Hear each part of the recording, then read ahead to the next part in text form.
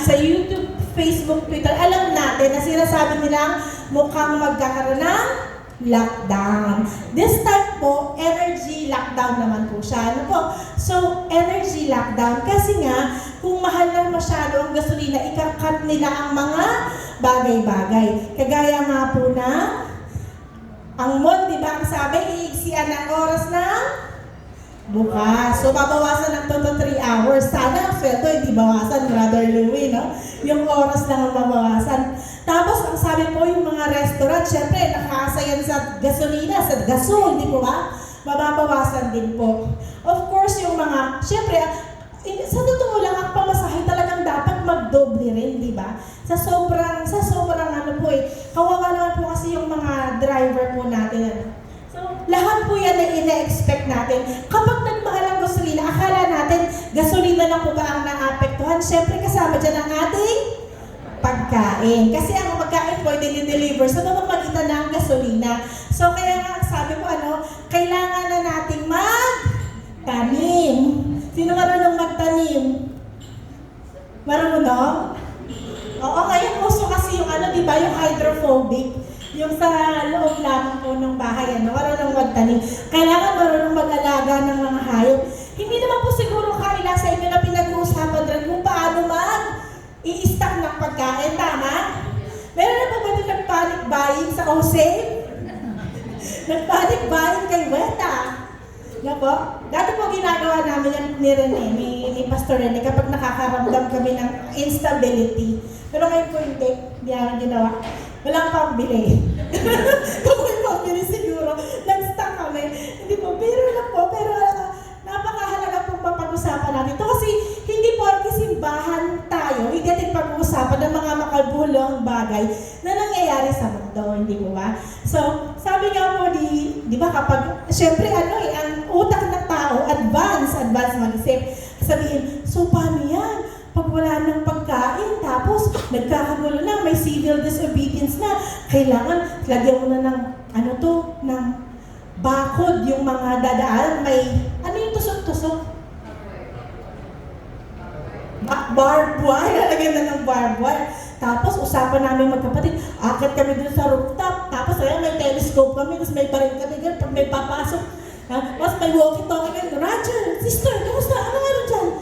Wala, meron lang ganyan. So alam mo po yung mga kwentuhan na matatawa ka, pero sa kabila ng isip mo, alam mo, pwede magkakataon. Kaya isa naman kapatid ko, ang invitasyon naman niya, basta, pag nagkagulo, in case man, punta kayo ng Agno, Pangasinan, sabi niya sa amin. Hulang, mahal ng gasolina, layo pa nun. Ano tayo pupunta doon, So, ang sabi nga po, if you fail to prepare to fail. So, ano po ba yung preparasyon na sinasabi natin, di po ba? Tandaan po ninyo na ang lahat ng nangyayari sa ating mundo ay manufactured crisis. Hindi po ito aksidente. Manufactured crisis, gawa po ito. Ito po ay plano po talaga. Kaya lang, ang kapalit nga nito, syempre ang mga puso natin na nag-fail dahil nga po sa sobrang stress. Sabihin mo, paano ka na makakapagpaaral? Paano ka na makakapagbiyahe? Paano na ang buhay magtutuloy? Ang sabi ng Panginoon, men's hearts failing them from fear and the expectation of those things which are coming on the earth. Kahit po simpleng fear lang ramdam natin yan sa pagtaas ng gasolina, and we haven't seen anything yet. Patikim pa lamang po yan. Ito po yung hindi pa nanakot. Paano ko po nasabing manufactured? Kasi po, alam niyo po yung Strait of Hormuz sa may Iran. Dito po dumadaan yung mga langis ng buong mundo halos, ang Asia nakadepende po dyan. So po sa pagkuha ng langis. So ang ginawa nila, dahil po inaway ng US at saka ng Israel ang Iran, sinakal nila ang Strait of Hormuz. Kaya po yan ang dahilan kung bakit mahal ang ating gasolina, ang ating mga petrolyo. Ngayon, ang Pilipinas nakabili sa Russia ng, hindi ko alam kung totoo na 1 million barrel yun, no? Hindi ko alam. Pero, sa April 1, hindi na din po sila magbebenta. Bakit po? Kasi magkaibigan ng Iran at saka ang Russia. So, ito po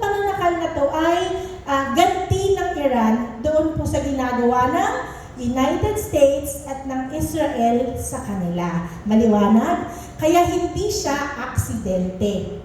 Naalala niyo po yung Epstein files na pinag-usapan natin?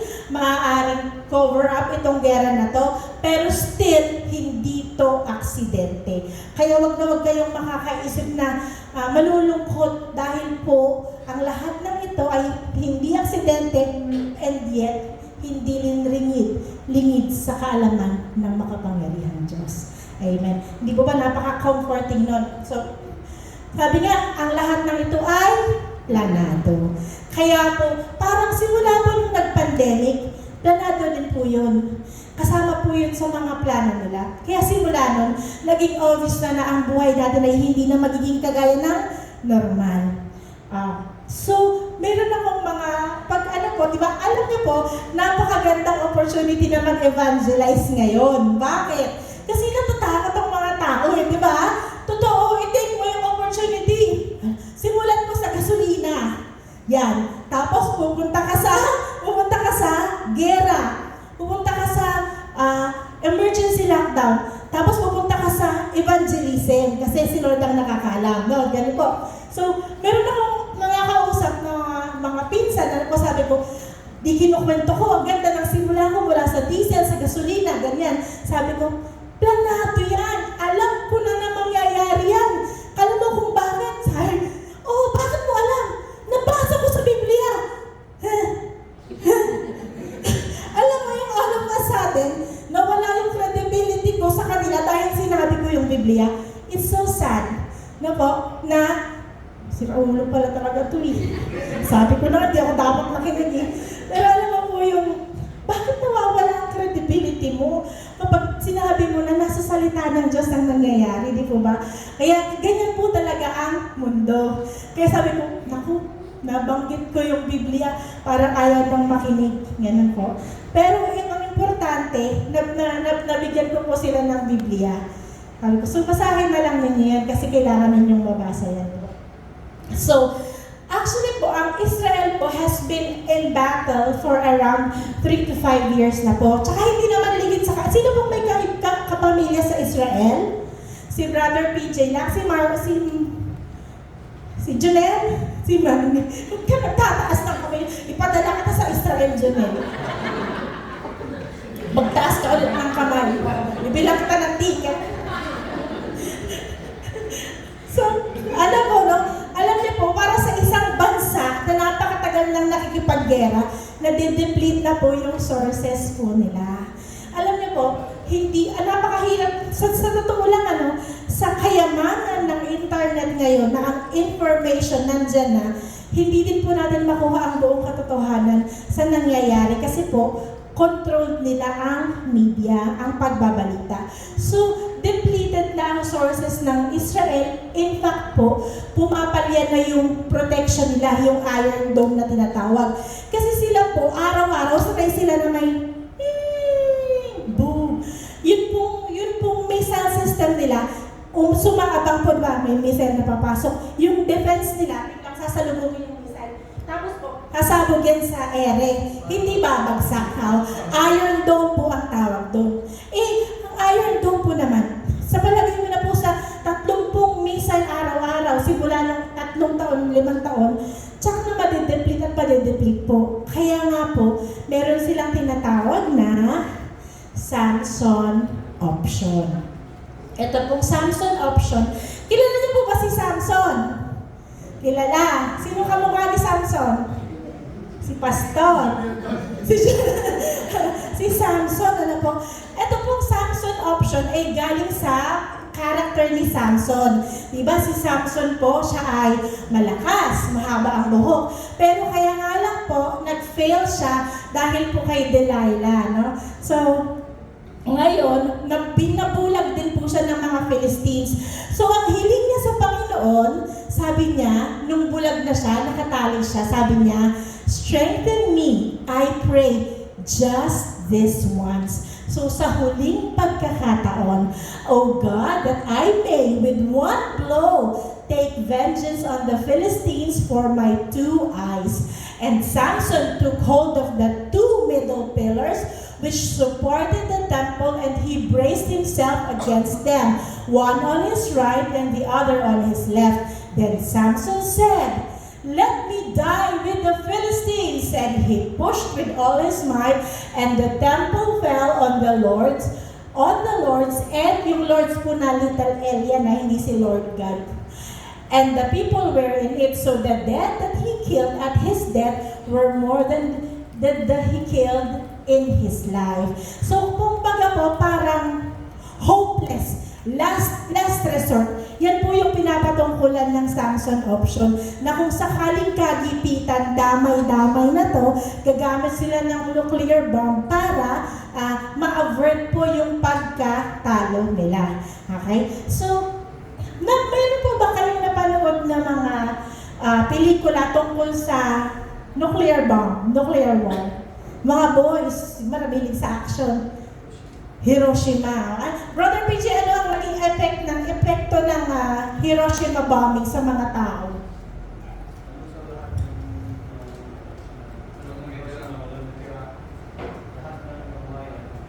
Lahat ng nakabuhayan, nakontaminate, ang mga tao nagkasakit din, hindi ba?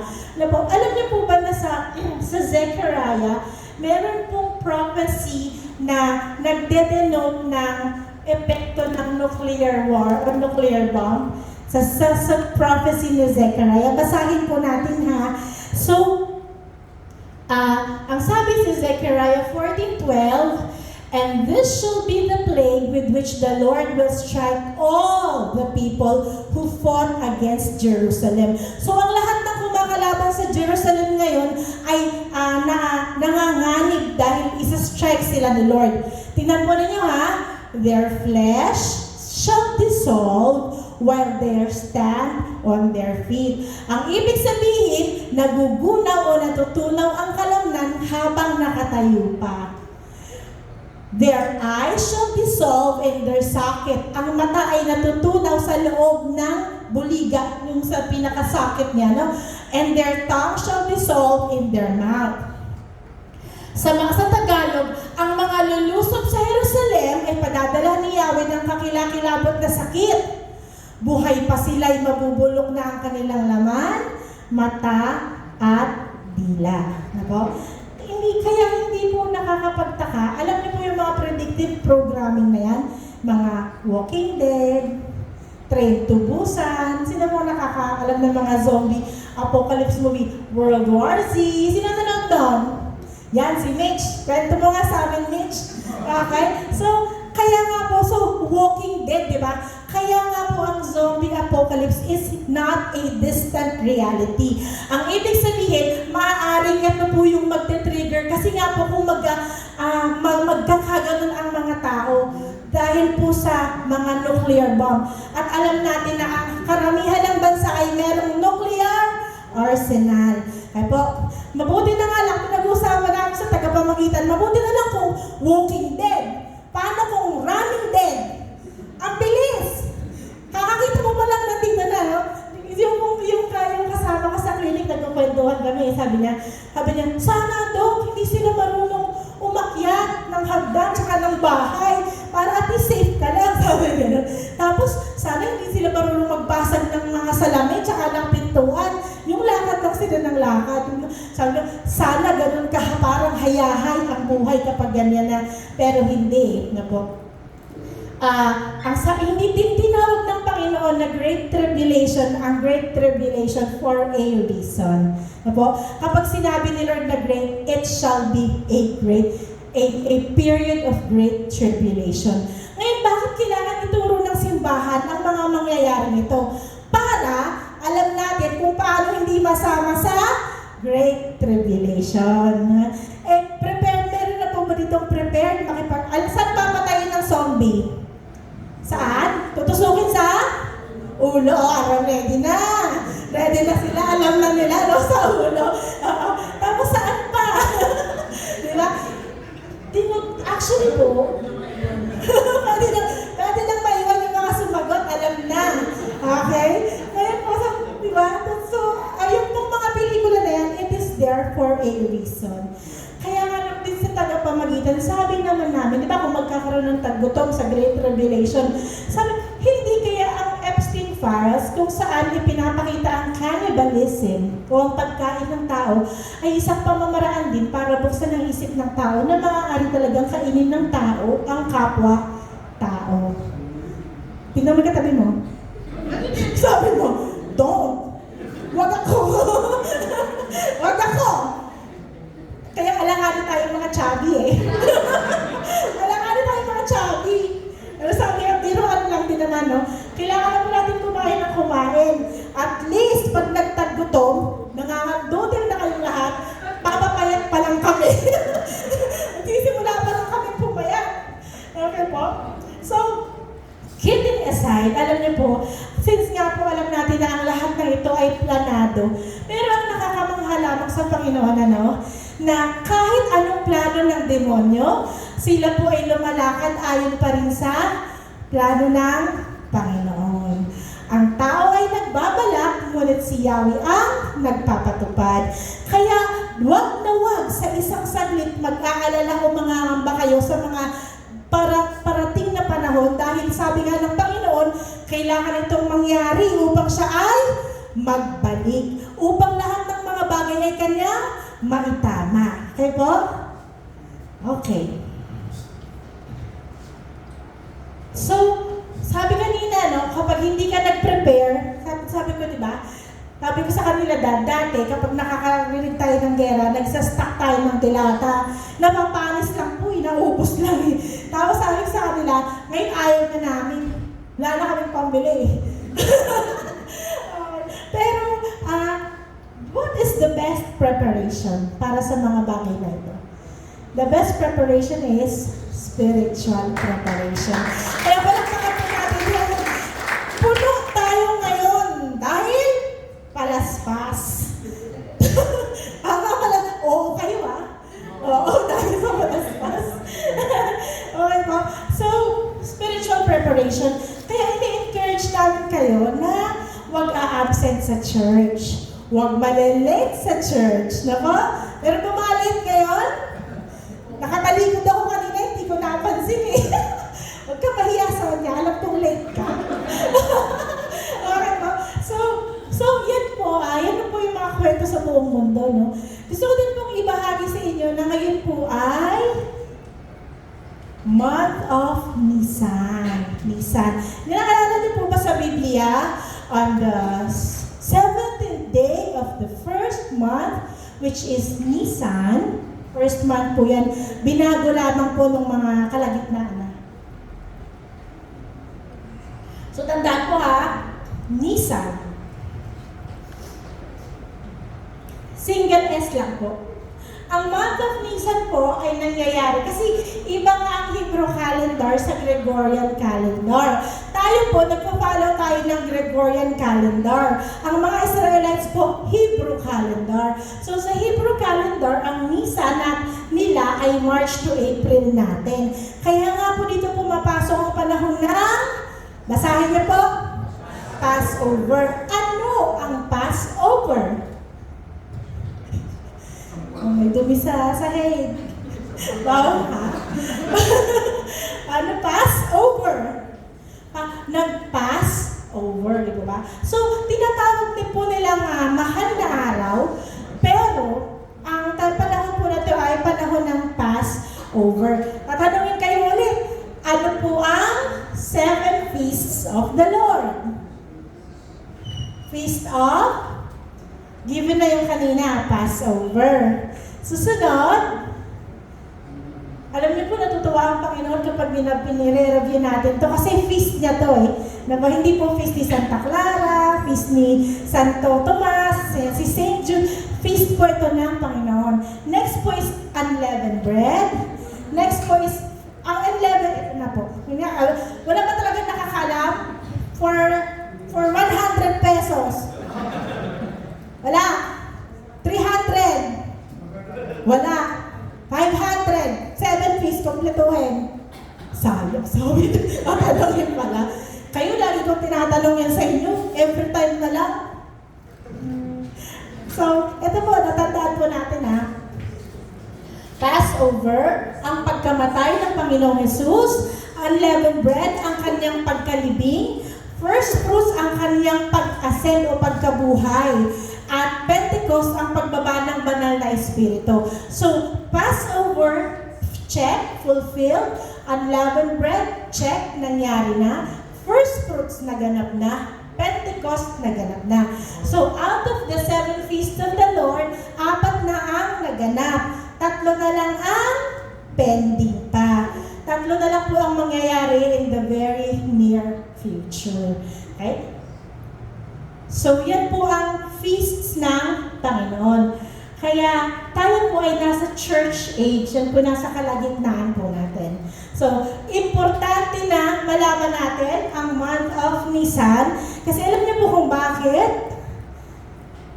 On the 17th day of the first month, dito po nabuhay ang Panginoong Jesus.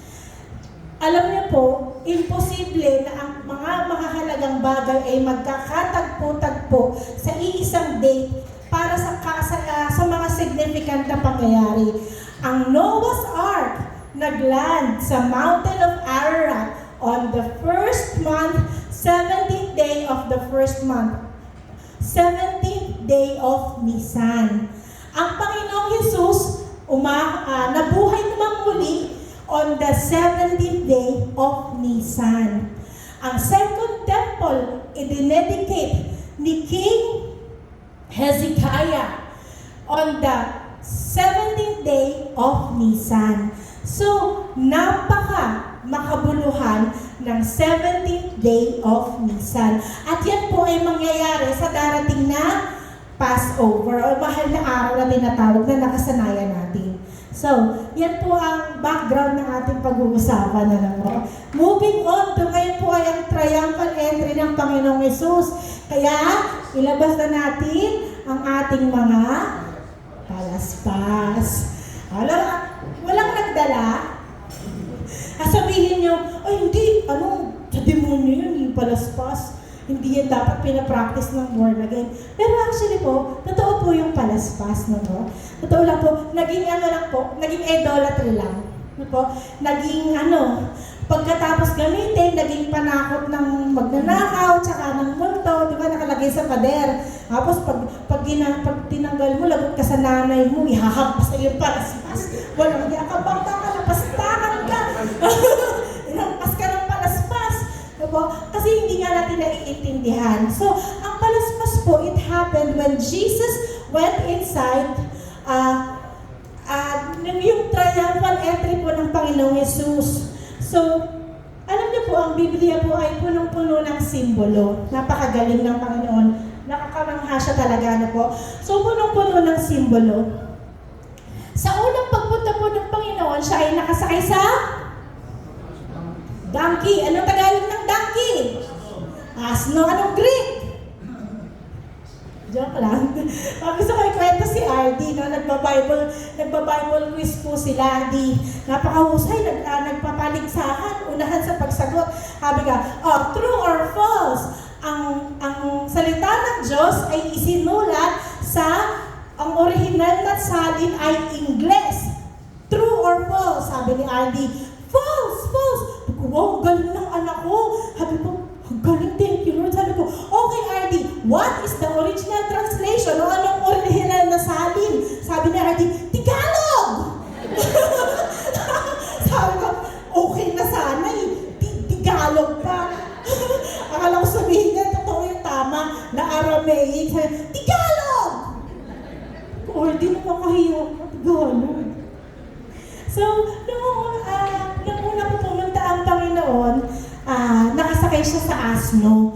At ipinakanak siya sa sabsaban. Tapos po, nung panahonan niya, pumasok po siya sa templo at siya po ay nakasakay sa donkey. Ang ibig sabihin, isang hayop na mapagkumbaba. Isang hayop na nagsisimbolo ng kapayapaan. Yan po ang purpose ng Panginoon sa una niyang pagpunta dito sa atin. Ano po? Ang palaspas po ay mauulit sa langit. Nga ba? Mauulit sa langit. Sino pong gustong ng palaspas sa langit? Ayan. Sige, basahin natin ha. Okay. So, ang sabi po dito, in Revelation 7:9, humawak po ng palaspas ang mga tao sa langit. So, ang sabi po sa Revelation 7:19 to 17, a multitude from the great tribulation.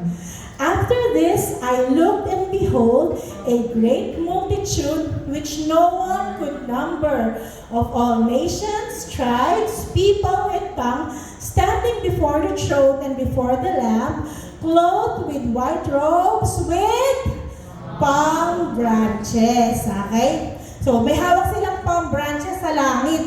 Ang tanong ni John, sabi niya, then one of the elders, and sabi niya, sino ang mga ito? Sumagot naman po ang elder, ang sabi, so he said to me, these are the ones who come out of the great tribulation. Okay? Yung mga marunong tumusok ng soto dyan, yan. Yan po yun, no? So, ang sabi ng Panginoon, marami po ang makakasurvive sa great tribulation. Pero napakahirap. Kaya, huwag nyo nang asamin na humawak ng palaspas sa langit. Kasi po, iba po ang pinagdaanan nila. Sabi nga po, di ba? They shall, nasa verse 16, they shall neither hunger anymore nor thirst. Bakit? Walang pagkain, walang tubig.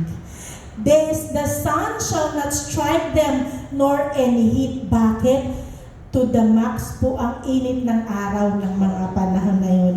Scorching heat. O pag nadikitan ang balat mo, ikaw ay masusunog. At sabi po, and God will wipe away every tear from their eye. Bakit? Panay ang iyak nila sa sobrang takot at pigati at problema. So yun po ang katunayan ng palaspas. Kaya po, wag na natin siyang hawakan sa langit. Po? Pero totoo na may palaspas. Na-twist lamang po yung kanyang idea. Po? So, hindi siya sa demonyo, sa Panginoong Yesus po talaga ang palaspas. Pagkumparahin natin. So, ilang beses pupunta ang Panginoong Panginoong Jesus sa atin, sa earth. Ilang beses? Isa, dalawa, o tatlo? Tatlo lang yung choices ko. Isa, dalawa, tatlo. Ilan? Isa, dalawa, o tatlo? Bilangin natin. Yung pagbabalik, yung pagkapanganak niya, that is one, di ba? Tapos, ano pa? Second coming. So, ano pa? Ano pa, Tatay Rico? Naku, nagka-amnesia si Tatay Rico. Sabi niya, biglang din niya na ako kilala. Okay. So, pero alam niyo po, tingnan mo pumunta ang Panginoon, pinanganak siya bilang sanggol, first po yun. Ito po yung pagpunta niya, pagpasok niya as a humble king. Ngayon, magkakaroon ng rapture of the church or the body of Christ o ang mga tunay na anak niya, pero hindi siya pupunta sa lupa. Tayo po'y magtatagpo sa alapaap. Kaya hindi po siya considered na pupunta siya dito. So, ang pagpunta po na ulit dito is the second coming, tama si Jessica, but this time, not as a humble and meek servant, but a mighty and victorious warrior king. Yan po ang susunod na pagpunta ng Panginoon dito sa lupa. Para wakasan ang kasalanan. Para lipulin ang lahat ng kalaban ng Jerusalem. At para wakasan si Satanas once and for all. So, dalawang beses siya bababaan. Ibig sabihin, nag-touchdown ang kanyang paa. First coming, nag-touchdown sa lupa. Second coming, tatapak siya sa Mount of Olives at mabibiyak ang bundok. Mahahati siya sa dalawa at magkakaroon ng great valley that is still yet to come. So, that is what is gonna happen sa kanyang pangalawang pagbabalik. Ngayon, ang kulang ng litrato na ito ay yung mga nakaupo sa kabayo sa likuran ng Panginoong Yesus. Dahil sa kanyang pagbabalik, kasama niya ang lahat ng kanyang anak na naging tapat, na naglingkod, sumunod at nagmahal sa kanya. Magiging warrior ang mga tao. Matututo kang sumakay ng kabayo, Nanay Lydia. Kahit mag-80 ka pa, kakayanin mong sumakay ng kabayo. Kasi i-renew naman ni Lord ang katawan mo eh. Bibigyan ka niya ng glorified body. Kaya, ito pong tandaan natin.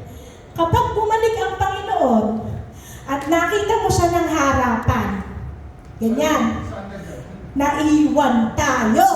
Kasi dapat ang kita natin yung mundo, yung tao. Kapag nakita mo siya ng harapan, naiwan. Okay? Kaya dapat ang point of view mo ganito. Yan, dapat ganito ang point. Yan, doon ka sa likod. Ang tapang mo yan. Pag diyan ka, lagot ka. Kasama ka sa wawasakin ng Panginoon. Okay? Malinaw po ha, malinaw. Huwag nyo kakalimutan. Kaya huwag kayo matutuwa. Si Lord! Si Lord! Mali! May problema ang nangyari sa buhay mo. Habang siguro na natutulog ka sa bride of Christ kaya hindi mo nakunawaan. Okay? O kaya late ka. Hindi ka dumating agad. Sa ganun po ha. Yun ang point of view. So, iniisip, hindi mahina ang Panginoon mo.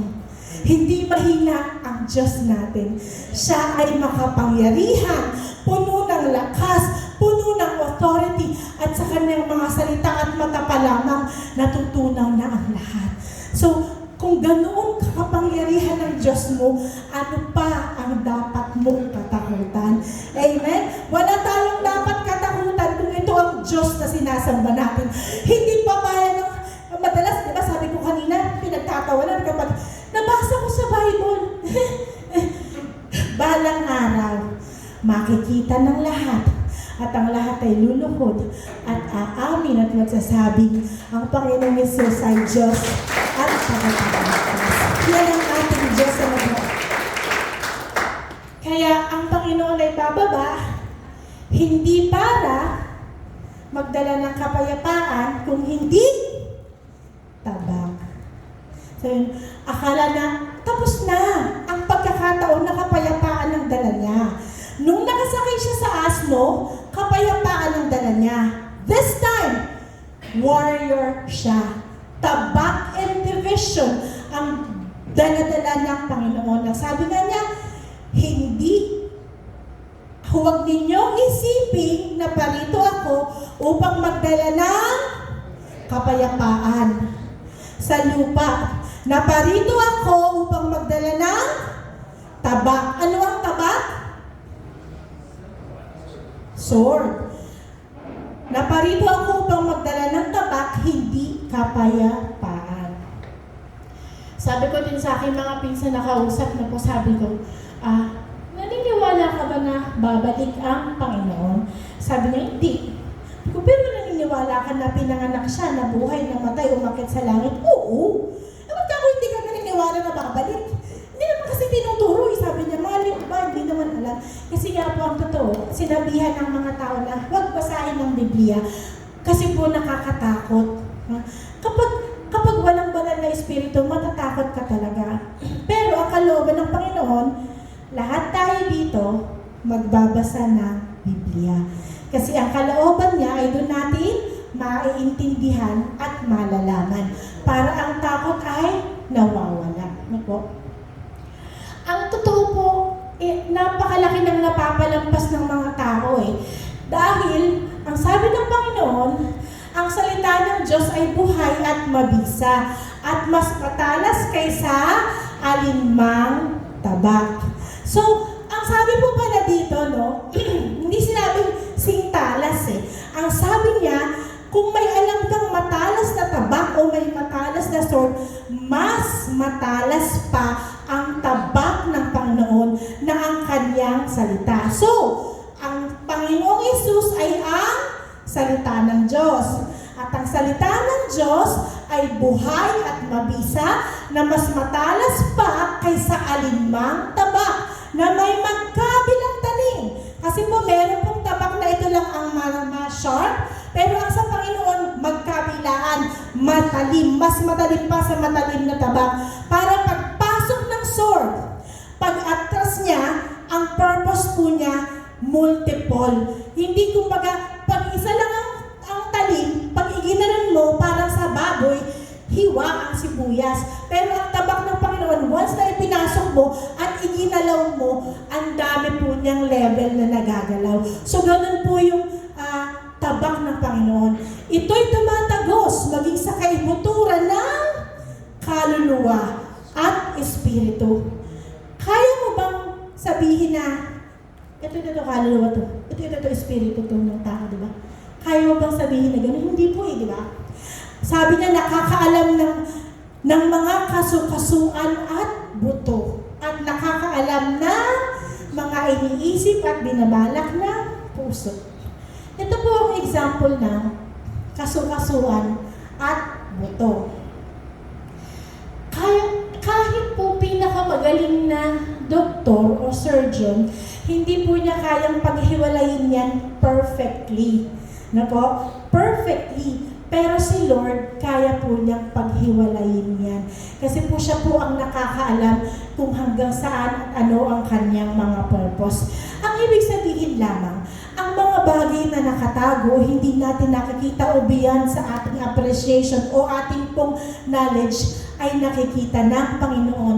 Ang sabi nga po niya, ang Panginoon ang nakakaalam ng mga iniisip at binabalak ng puso. Ano ang laman ng isip mo ngayon? Ano ang laman ng puso mo ngayon? Ikaw ba ay nakatuon ng 100% sa salita ng Diyos na pinag-uusapan natin ngayon? Gusto ko pong bigyan ng example yung sinasabi ng Panginoon kung paano niya naaarok ang puso at kaibuturan ng isang tao. Kilala niyo po ba si Gideon? Si Gideon po, no? Si Gideon po, ano po, Pastor? I know? 300. Sige, okay. Si Gideon po, si Gideon. Doon na lang tayo sa Tagalog. Sa Tagalog tayo. So, ang sabi po sa mga hukom or Judges 7:3-7, ito po si Gideon bilang background. Si Gideon po ay isang magsasaka na mababa ang tingin niya sa kanyang sarili. Siya po ay takot lagi at sa kanya pong isip, siya po ang pinakamababang uri sa kanyang lahi. No? So napakababa po ng loob ni Gideon at wala po siyang tiwala sa kanyang sarili. Pero, tinawag siya ng Panginoon for a purpose. Nagpahakot ang Panginoon ng mga tao sa kanya. Ang sabi ng Panginoon, sabihin mo sa tao, so ganito po na-discern, o ganito po pinaghiwalay, o ganito po binigyan ni Lord ng distinction ang mga tao. Be mindful and listen. Sabihin mo sa mga taong bayan na ang lahat ng natatakot ay maaari na umuwi. So, meron po silang 32,000 na army. Wait lang. 32,000 na army. Ang sabi ng Panginoon, sinong natatakot? Umuwi. Umuwi ang 22,000. Sinong natatakot? Wala, matapang. Very good. Sinong papatay ng zombie? Umuwi na rin. Walang papatay ng zombie. So, ang 32,000, nabawasan ng 22,000, naging 10,000. Simpleng-simple lang. Sinong natatakot? Umalis sa 22,000. Ang daming takot. Kagaya po sa panahon natin ngayon, ang dami rin takot. Sabi ni Lord, hindi pa yan pwede. Ayoko masyadong marami ang 10,000. Sabi ni Gideon, Lord, 10,000 na lang to mula sa 32,000. Babawasan mo pa. Oo, dalhin mo sila sa sapa o sa batis. Ang sabi ng Panginoon, napakarami pa rin natira. Isama mo sila sa tabi ng batis at bibigyan ko sila roon ng pagsubok. Doon ko nasasabihin kung sino ang dapat mong isama at kung sino ang hindi. Ganoon nga ang ginawa ni Gideon. Pagdating nila sa batis, sinabi ni Yahweh, Ibukod mo ang lahat ng uminom na parang aso, ibukod mo rin ang nakaluhod habang umiinom. At ang sumalok ng tubig sa pamamagitan ng kamay upang uminom ay 300. So yung 10,000, nabawasan pa ng 9,700. So out of 32,000, ilan ang natira? 300. Paano pamamaraan? Sinubok ang mga army kung sila ay iinom nang nakasubsob ang muka sa tubig o kaya matalinong nakamatsyag at kumukuha ng tubig. No? Siyempre, kung iinom ka na parang aso, panain ka ng kalaban, tapos ka na. Pero kung nakamatsyag ka, may makikita kang gagalaw-galaw sa mga kagubatan o sa damuhan, hindi ka mapapahamak. So, ganoon kagaling ang Panginoon magpalabas ng laman ng isip at ng puso. Ganon kagaling ang Panginoon paano siya pumili. Maaring hindi natin maiintindihan, pero the Lord's plan is sovereign and His will is perfect. So, lalabas at lalabas at lalabas ang laman ng puso, ang laman ng isip, ang priority, ang mahalaga, ang gusto sa buhay, ang idolatry. Lalabas at lalabas at lalabas. Lalo na kapag nilagyan mo ng crisis. Lalo na pag nilagyan mo ng pressure. Lalo na pag nilagyan mo ng pangloloko o panglilinlang. Kaya mag-iingat tayo mga kapatid, for we are living in a very dangerous times, kung saan bawat oras at bawat araw sinusubok ng Panginoon ang laman ng ating puso at ng ating mga isip. The Lord knows how to make the things in our hearts come out easily. Hindi kanya kailangan pigain, hindi kanya kailangan i-terrorize, hindi kanya kailangan takutin para lumabas yan. Sa isang simpleng sitwasyon, pwedeng lumabas ang laman ng puso mo. Amen? Kagaya nga po sa mga lupain, sa mga magkakapatid o sa magpipinsan. Ang saya-saya ng magpipinsan dati, magkakatabi sa tulugan, magkaka-best friend, magkaka-bonding. Pero nung nagkaroon na ng usapin sa lupa, nagkaaway-away na. Nagtatawagan na ng demonyo talaga yan eh. Demonyo. Pero dati, magkatabi sila natutulog, iisa ang kanilang platong kinakainan. Pero nung nagkaroon ng lupa, lumabas na po yung laman ng puso. Ano po? Nawawag tayong mag-fail sa mga pagkakataon kung saan pinapalabas ng Panginoon ang laman ng ating puso. Anong magpapalabas ng ating puso? Yung ating mga idolatry, yung pera, yung motibo. Time and time again, papalabasin ng Panginoon ang laman ng ating puso. Kaya hindi kailangan ni Lord na, Lord, I love you, praise the Lord, I worship you. Hindi siya doon titingin. Titingin siya kung paano ka nag-respond nung panahon na sinubok ka niya. Amen? Kasi ang daling magsabi, bro, mahal na mahal kong Panginoon. Brother Randy, nakinig ka ba? Joke lang. Alam mo, mahal na mahal kong Panginoon, hindi ko siya iiwan, hindi ko siya iiwanan. Ikamamatay ko ang pananampalataya ko sa Panginoon. E papaano si Peter? Diba, sabi ng Panginoon, tumilaok ang manok 3 times, i-deny. Si Peter, body niya si Lord. Diba? Tayo hindi natin nakikita si Lord by faith eh. How much more na po pwede tayong ma-shake? How much more na po pwede tayong mag-falter? Kung si Lord nga kasama na lagi, nagpalya siya, paano pa tayo? That's why we have to be very, very careful. Actually, pinadali ng Panginoon ang ating lakarin bilang mga Kristiyano. Ano po? Sa isang simbahan, makikita rin po natin na magkakasamang nagpupuri ang mga tao. Ang sabi ng Panginoon in Matthew 13:30, kaya meron kasing sabi ng isang bantay, Panginoon, merong naghasik ng damo sa ating triguhan. So sabi ng Panginoon, hayaan na lamang ninyo ninyong lumago, kapwa ang damo at ang trigo hanggang sa anihan. Sa pag-ani, sasabihin ko sa mga tagapag-ani, ipunin muna ninyo ang mga damo at inyong pagbigkis-bigkisin at saka sunugin. Pagkatapos, ipunin naman ninyo ang trigo sa aking kamali.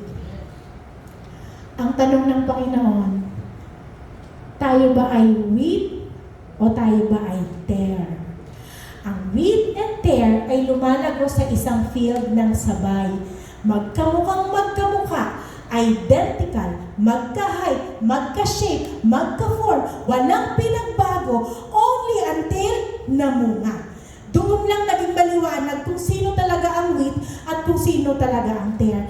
Kaya sa isang simbahan, maaaring lahat tayo ay nagpa-praise and worship, nagpa-fellowship, kumakanta, sumasamba sa Panginoon, but only the Lord knows kung sino ang wheat at sino ang tare. Sad to say, hindi na pa perfect ng church na lahat ay wheat. That's why we have to be very careful.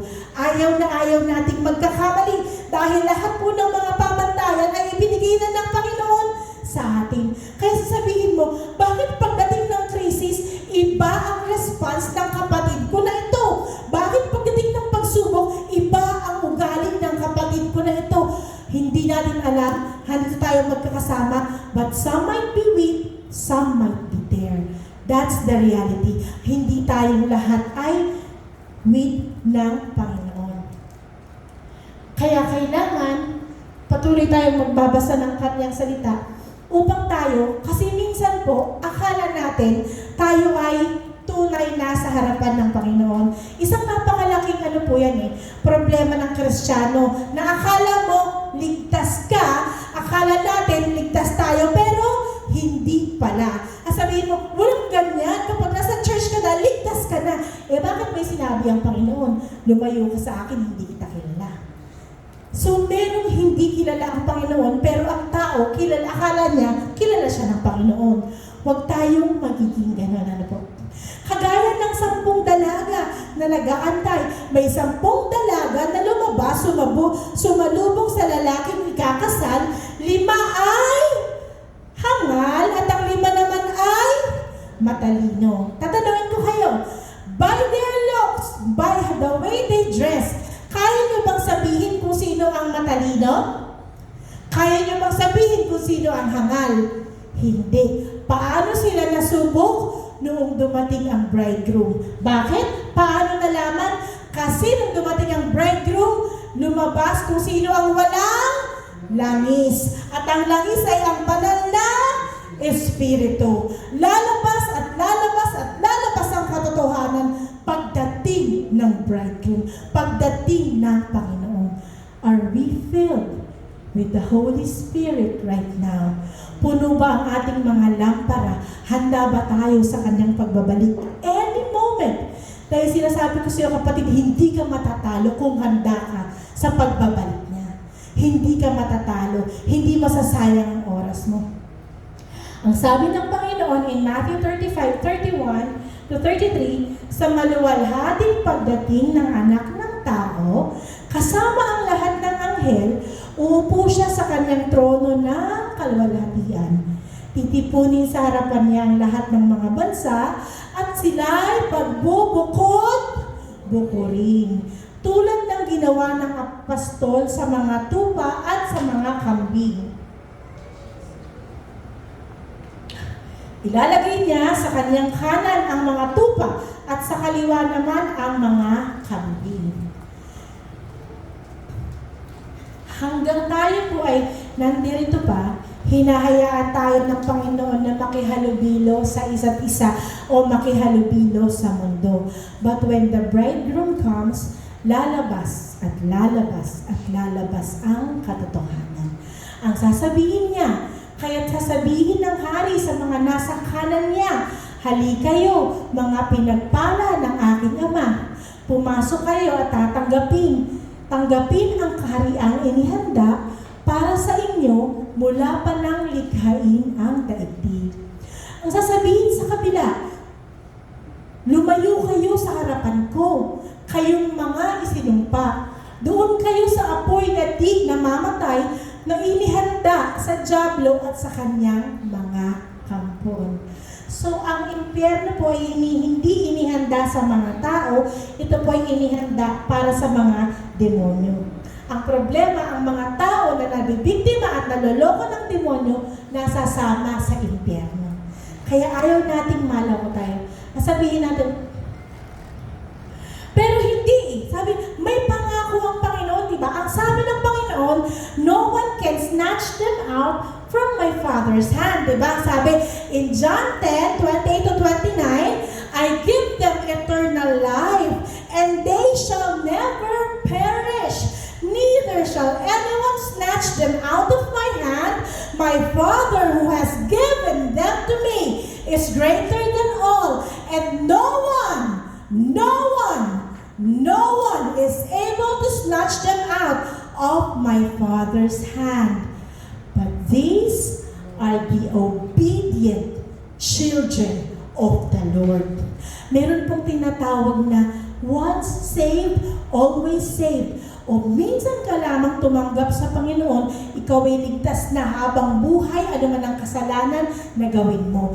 It is a false doctrine. For the Lord said, we should work out our salvation with fear and trembling. Ang salita pong ito ay patungkol sa mga anak niya na nag-o-obey ng kanyang command. Kung ikaw ay namumuhay ayon sa command ng Panginoon, then this verse is for you. Sabihin mo rin, di ba? Meron pang isa.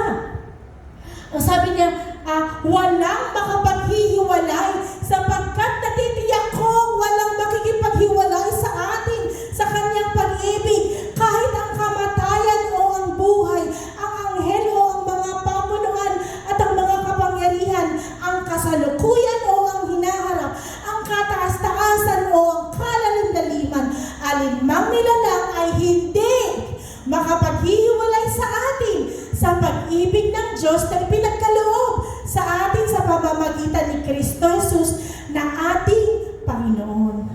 It is true. No one can separate us from the love of God. Kahit na pumatay tayo, mahal pa rin tayo ng Panginoon. Kahit na sumamba tayo sa Diyos-Diyosan, mahal pa rin tayo. True, hindi mawawala ang pagmamahal niya, for He loves us unconditionally. Pero, kapag ikaw na mismo ang lumabas sa kanyang piling at sa kanyang pangangalaga, there is always a punishment. Mayroong katumbas, yan na kaparusahan. Kahit na, dahil sa ang Panginoon ay banal at ang kasalanan ay hindi niya kayang tagalan, kailangan niyang parusahan. So, totoo, walang makapaghihiwalay sa atin dahil tayo man ay minahal niya nung tayo ay mga kaaway pa niya. Kaya nga walang makapaghihiwalay sa atin. Pero kung hindi ka susunod sa Panginoon, may karampatang parusa at may karampatang pangyayari ayon sa ginawa natin. Pero mahal ka pa rin ng Panginoon. Walang makapaghihiwalay, totoo yun. Pero ang Panginoon ay makatwiran at makatarungan. At ang kasalanan ay wawasakin niya. At ang hukumang kasalanan ay nasa tao, kasama tayong mawawasak ng kasalanan na kinamumuhian niya. Mahal pa rin ng Panginoon. Pero meron kailangan parusa because the Lord is just. The Lord is faithful.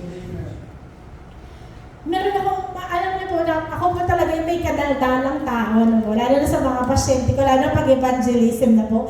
Pero minsan kasi, medyo masakit yung ulo ko. Wala ako sa mood na makipagkwentuhan kay nanay, pasyente ko po siya. Sabi niya, Nay, ano ba nangyari? Naku, nalaglag ako sa hagdan. Kasi itinulak ako ng demonyo. Sabi niya sa akin gano'n, tinulak daw siya ng demonyo. Sabi ko, bakit? Anong nangyari? Kasi, nanghuhula ako, sabi niya. Ako yung manghuhula sabi niya. Yung espiritong nagalaw ko, malakas.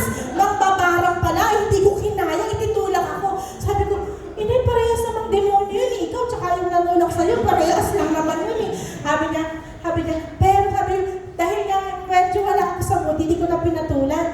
Tapos sabi niya sa akin mamaya, sige, pero ano din ako sabi niya, Buddhist din ako, si Master, marami din turo sa akin. O sige lang, sige lang. Sabi niya, kung papaalis na siya, sabi niya, o sige anak ha, God bless you. Teka. Sino bang Diyos ang sinasabi mong God bless you sa akin? Sabi ko, yung Buddhist, yung Katoliko, o yung Mambabarang, o yung Diyos na buhay. Kasi kailangan kong linawin. Sabi niya sa akin, God bless you, pag tinanggap ko yun, kung sinong Diyos ang tinutukoy niya. So sabi ko, sino? Teka, upo kami na pag-usapan natin to. Sabi ko, hindi yung Diyos na nasa taas, ay linawin mo. Sabi ko, kasi yung Diyos na nasa taas, ayaw nang nanghuhula. Sabi niya, alam ko yun, ayaw niya. Paano pag tinawag ako, nanguhula, naniniwala sa akin yung mga tao. Sabi ko, hindi, sa demonyo ang panghuhula na. Sabi ko, kung gusto mo talagang maging sa Diyos, magtigilan mo na yung panghula mo. Hindi ako nangangako, pero pag tinawag kasi niya mo, totoo talaga yung hula ko. Sabi ko, nagbibigay nga din ang kapangyarihan ng demonyo para makapanghula ka, kaya mo nalalaman. Sabi niya, so sabi ko, basta, sabi ko, kapag hindi mo yan tinigilan, papapahamak ka. Sabi ko, mapupunta ka sa impyerno. Kasi alam mo sa sarili mo, hindi gusto ng Panginoon ang panghuhula. Mahal pa rin ng Panginoon ng nanay, tama? Pero gumagawa siya ng mga bagay na hindi kalooban ng Panginoon. May karampatang parusa pa rin yun. Pero mahal pa rin siya ng Panginoon. May chance pa rin siyang magbago, tama? Ganun po kamahal ng Panginoon ng mga kasalanan. Tayo po mga makasalanan, we always have a choice. Binibigyan tayo ng Panginoon na pagkakataon. Napakaganda ng ating susunod na babasahin.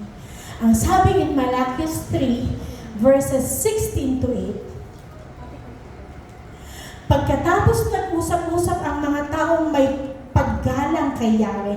So tingnan mo po nakikinig si Lord sa mga taong nag-uusap-usap na may paggalang. Tingnan niyo po pagkatapos nag-usap-usap ang mga taong may paggalang kay Yahweh. Pinakinggan niyang mabuti ang kanilang usapan. So kapag tayo nag-uusap na tungkol sa Panginoon, mahal ko ang Panginoon, gusto kong ma-please ang Panginoon, ayaw kong saktan ng Panginoon, nakikinig siya. Pinakinggan niyang mabuti ang kanilang usapan.